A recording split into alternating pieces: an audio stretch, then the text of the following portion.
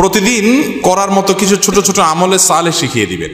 প্রতিদিন করার মতো প্রথম আমলে সালেহ হলো 5 ওয়াক্ত নামাজ সময় মতো ধীরে ধীরে আদায় করবেন। এর চাইতে বড় কোনো আমলে চলে না। এই একটা যদি করেন আর ছোটখাটো কোনো আমল নাও করতে পারেন, বড় গুনাহ থেকে বেঁচে থাকেন, ইনশাআল্লাহ নাজাতের পথ অর্ধেক সুগম হয়ে যাবে। 5 ওয়াক্ত নামাজ, এইটার কোনো বিকল্প ইসলামে আর কিছু নাই। এটা ঠিক রাখতেই হবে, এক্ষেত্রে কোনো ছাড় নাই। দাঁড়ায় না হলে বসে শুয়ে যেভাবে পারেন পড়তেই হবে, কোনো ছাড় নাই।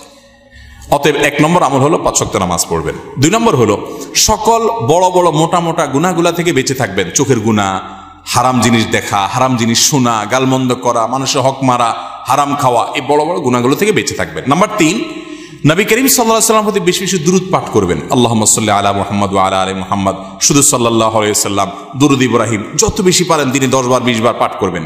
নাম্বার 4, ইস্তিগফার বেশি বেশি করবেন। আস্তাগফিরুল্লাহ ওয়া আতুবু ইলাইহি, আস্তাগফিরুল্লাহ ওয়া আতুবু ইলাইহি, আস্তাগফিরুল্লাহ আল্লাযী লা ইলাহা ইল্লা হুয়াল হাইয়ুল কাইয়্যুম, এরকম ইস্তিগফার পড়বেন। নাম্বার 5, যেই কোনো কাজ করবেন, এই কাজগুলোর পাশাপাশি কোরআনে কারীমের তেলাওয়াত প্রতিদিন একটু একটু করে করবেন। বিশেষ করে সূরা ইখলাস, কুল হুয়াল্লাহ সূরা একবার পড়লে 3 ভাগের কোরআন 3 ভাগের 1 ভাগ পড়ার সমান সওয়াব হয়। অতএব আপনি চাইলে কয়েক মিনিটের ভিতরে পুরো 1 খতম কোরআনের সওয়াব পেতে পারেন। বিশেষ সূরা ইখলাস পাঠ করবেন। 6 নম্বর হলো যত জিকির আছে কোরআন হাদিসে বর্ণিত, এই জিকিরগুলো বেশি বেশি করে পাঠ করবেন। যেমন সুবহানাল্লাহ ওয়া বিহামদিহি সুবহানাল্লাহিল আযীম, তারপর লা হাওলা ওয়ালা কুওয়াতা ইল্লা বিল্লাহ, এটাকে জান্নাতের ভান্ডার বলা হয়েছে।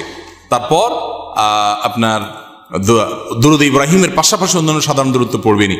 যত জিকির আছে এর মধ্যে একটা জিকির আছে ইয়া জাল জালালি ওয়াল ইকরাম, বেশি বেশি করে। তাহলে ইয়া জাল জালালি ওয়াল ইকরাম, সুবহানাল্লাহ ওয়া বিহামদিহি সুবহানাল্লাহিল আযীম এবং লা হাওলা ওয়ালা কুওয়াতা ইল্লা বিল্লাহ, স্পেশালি এই 3টা বেশি বেশি জিকির পাঠ করবেন। কোনো মুসলমানকে জাহান্নামে দেওয়ার পর কখনো কি তাকে জান্নাতে দেওয়া হবে? খুব গুরুত্বপূর্ণ একটা প্রশ্ন। একটু আগে যে গোষ্ঠীর কথা বলছিলাম, যারা আমাদের নবীজির হাদিসকে অস্বীকার করে, তারা শুধু কোরআন দিয়ে চলতে চায়। শুধু কোরআনে এত ইনিশিয়েট দেওয়া আছে যে এটা দিয়ে সে চলতে পারবে না। শুধু কোরআন যদি দিয়ে চলতে চায়, কোরআন তারা আমাদের নবী থেকেই পাইছে, এখন নবীর কোরআনটা মানবে, হাদিসটা মানবে না। এটা হলো একরকম মামুর ভাইয়ের আবদারের মতো।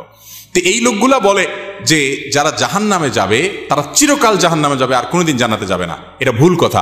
কোরআনে কারিমে আল্লাহ রাব্বুল আলামিন জাহান্নামীদের বিভিন্ন বিবরণ উল্লেখ করেছেন। অনেক পাপের কারণে জাহান্নামে স্থায়ী থাকার কথা বলেছেন, কিন্তু এগুলো সম্পর্কে খোদ নবী করিম সাল্লাল্লাহু আলাইহি ওয়াসাল্লাম কি ব্যাখ্যা দিয়েছেন, যার পরে কোরআন নাজিল হয়েছে, যাকে আল্লাহ পাঠিয়েছেন আমাদের কাছে, সেটা তারা জানার চেষ্টা করে না। বুখারী সহ বিভিন্ন হাদিসের কিতাবে বর্ণিত হয়েছে সন্দেহাতীতভাবে যে নবী করিম সাল্লাল্লাহু আলাইহি ওয়াসাল্লাম জাহান্নাম থেকে সর্বশেষ উদ্ধার হওয়া ব্যক্তি কিভাবে উদ্ধার করা হবে সে বিবরণ দিয়েছেন। যে তাকে জাহান্নাম থেকে উঠানো হবে, জান্নাতের কাছে আনা হবে, সে চাইবে আমাকে কাছে নিলেই হবে, ভিতরে নেওয়া লাগবে না, এবারে সে ভিতরে যেতে চায়, বিস্তারিত বিবরণ আছে। এখান থেকে বোঝা যায় যার অন্তরে ঈমান আছে সে যত অপরাধী করুক শাস্তি হবে হয়তোবা, কিন্তু একটা সময় তার অপরাধের শাস্তি মেয়াদ শেষ হলে আল্লাহ তাআলা তাকে জান্নাতে আনবেন ইনশাআল্লাহ। এই চিন্তা করে এবার তাহলে নিশ্চিন্তে পাপ করতে পারেন, যেহেতু জান্নাতে আসবেনই একবার, আর টেনশন কি। কিন্তু জাহান্নামে পড়ার পরে আল্লাহ তাআলা আমাদেরকে হেফাজতে রাখুন। কেউ যদি বেদাতকে সুন্নত মনে করে বা বলে, তার কি ঈমান থাকবে? বেদাতকে সুন্নত বললেই বেঈমান হয়ে যাবে না, এত সহজ ক্যালকুলেশন করা যাবে না। একটা আমলকে একজন বেদাত বলছে, আরেকজন বলছে না এটা আপনি বলছেন বেদাত, আমি বলছি না বা দাঁত, এটা দাঁত আছে।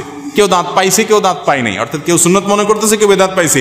এটা নিয়ে ইজতিহাদ বা বুঝের মত পার্থক্য হতে পারে, এর কারণে কেউ কাফের বা মুসলমান হবে না। বেদাত জঘন্য খারাপ জিনিস, কিন্তু এই খারাপ জিনিস কোনটা, এটা বেদাত কিনা আদৌ, এটা নিয়ে সংজ্ঞা নিয়ে ওলামাদের মধ্যে মত পার্থক্য থাকতে পারে। অনেক বড় বড় ইমামদের মধ্যে মত পার্থক্য আছে। একই কথাকে একজন ইমাম বলছেন বেদাত, আরেকজন বলছেন এটা বেদাত না। অতএব এটা নিয়ে মারামারি করবেন না।